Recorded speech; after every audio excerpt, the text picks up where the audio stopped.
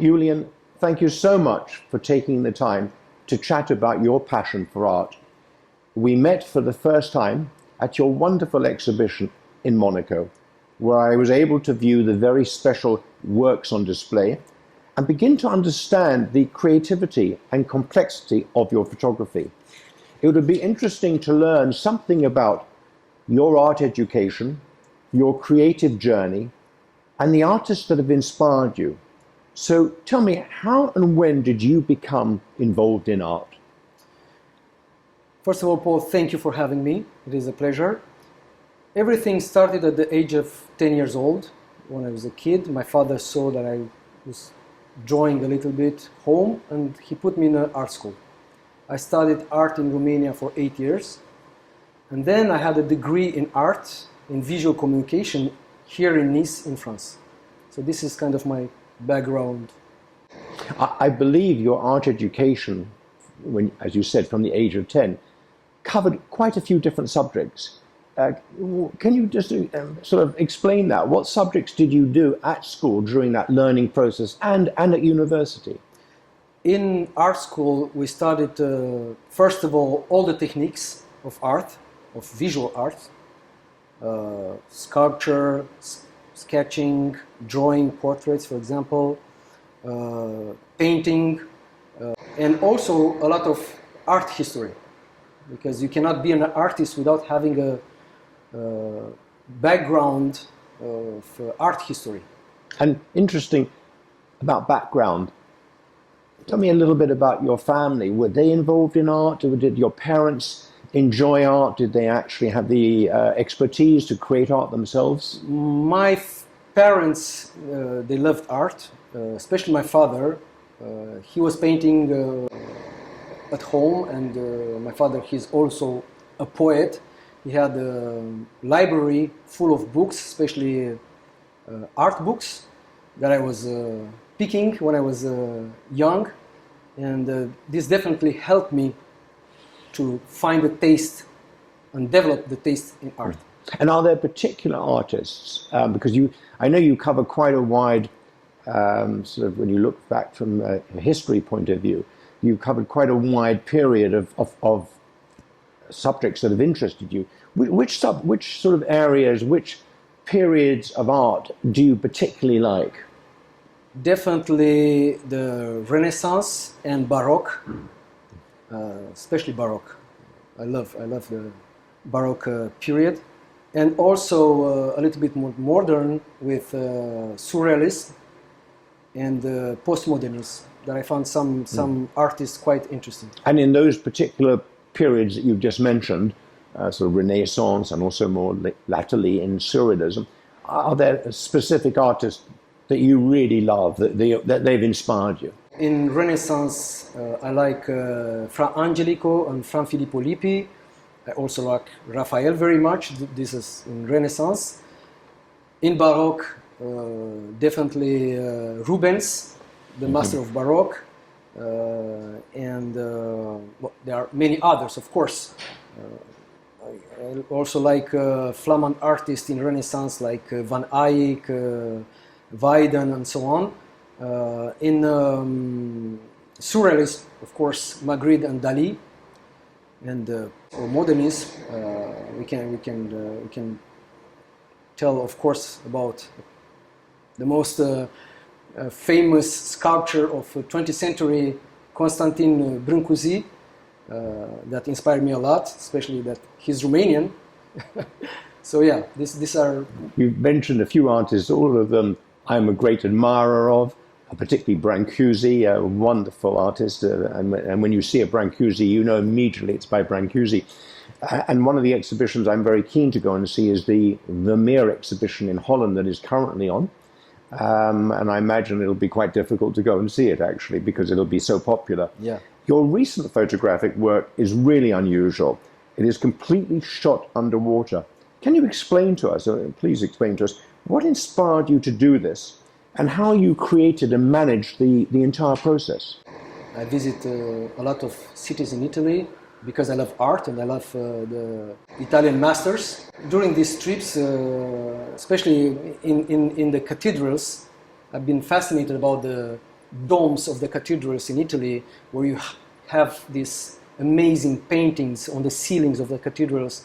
When you turn your head and you look up, you see these amazing paintings, and I've been definitely mesmerized about it. And I wanted to create something like this. So Consider Origins is a project that I initially started in a studio. But very fast I understood that it wasn't the right thing, because I didn't have this feeling of floating, even though I was putting a fan under the tissues of the models to create this Baroque tissue style, but I realized it's not going to work.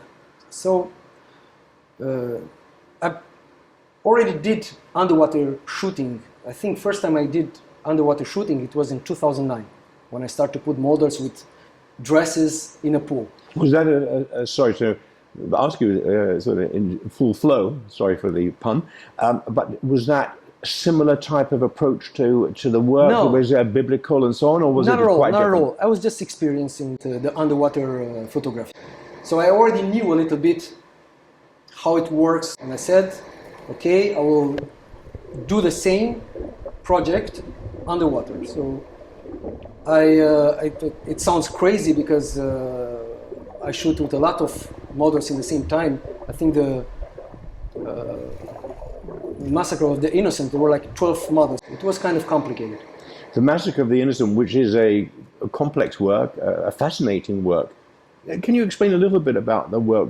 Was there a particular inspiration, not only for the Massacre of the Innocent, but for the others that you said, well, that's the thing I've seen in Florence or Siena or wherever it happened to be. What was the inspiration behind that picture? Well, first of all, religion played a huge role in my life. I'm a believer, and I always wanted my art to go in this direction, because I consider nowadays that religion's like kind of fainting away from people's lives, especially the spirituality. And I wanted my artwork to go in this direction. Massacre of the Innocent, it's a very known biblical episode that has been represented by many other artists in art history, especially Rubens, for example, who did an amazing painting about the Massacre of the Innocents. And I wanted to do my version of mine. And this is how it started. How many models actually took part in that picture? Because it looked like there's quite a few of them. 12 models that I dressed them up with tissues. Some of them, those who played the soldier's role, they were wearing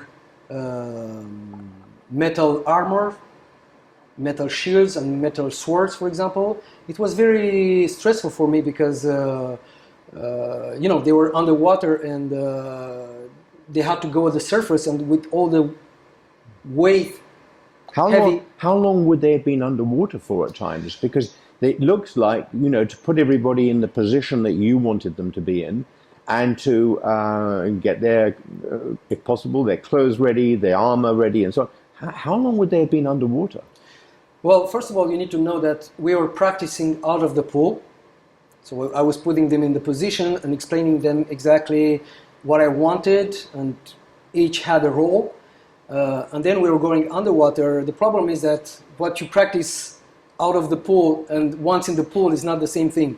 The other problem was the communication, because you can't communicate with them. So I had to take a lot of pictures, and then out of the pool I was looking what I've done, and then I was giving them again instructions, and we were starting like 10 o'clock in the morning until like the sunset. I think you said to me at one point you said to me that you took thousands of pictures in order to end up with the result that you have. It was like in between 5,000 or 7,000 pictures. During that one day of shooting? Yes, because I had to take a lot of pictures to have that particular image that I wanted, Because your work, this type of work, is very complex, please give us an idea of how long does it take you from your coming up with the idea to actually having the finished work ready to put on exhibition or to sell?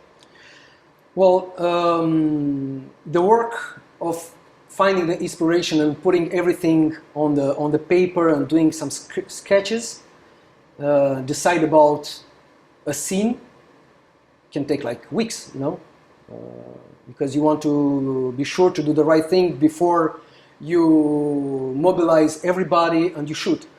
Then the shooting is like one day, but then you have the selection of the images and the post-production, retouching, and so on. I think the whole amount of time, it can take like minimum 3 weeks, but it can go longer. It can go like 1 to 2 months, because at one point you had to step back a little bit and to come back over after and to look a little bit to see what you did wrong and what you can do better. I believe your recent exhibition had, am I right, nearly 20 photographs. Yeah. Some of them quite large photographs. How long did that take you then to put together, to piece together those works, because each one is complex? The initial project started in 2019 in the studio, and then in 2020 I started to shoot underwater. It took pretty much more than 1 year to complete the art project, Consider Origins. Which is quite a length of time, but I can understand because of the complexity. Just a final question from me regarding the shooting.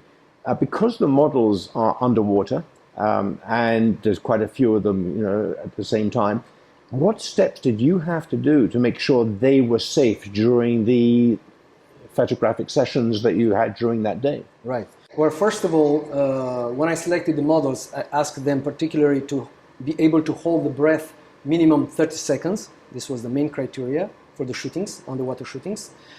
As regarding the safety, I had 3 assistants on the border of the pool with long sticks ready to give a hand to the models if they had difficulties to be able to grab the stick and being pulled at the surface of the water. And there were no other issues or no other problems. Well, that's great to know, because it clearly, some of them with the armor, some of them with quite it was large very stressful, costumes around them. It could have led to some problems, but fortunately it was all good. Everything was right. I believe you are currently creating a number of sculptures. Is this something you can tell us about? And do you have any plans to actually not just do sculpture, but also do paintings? Yes.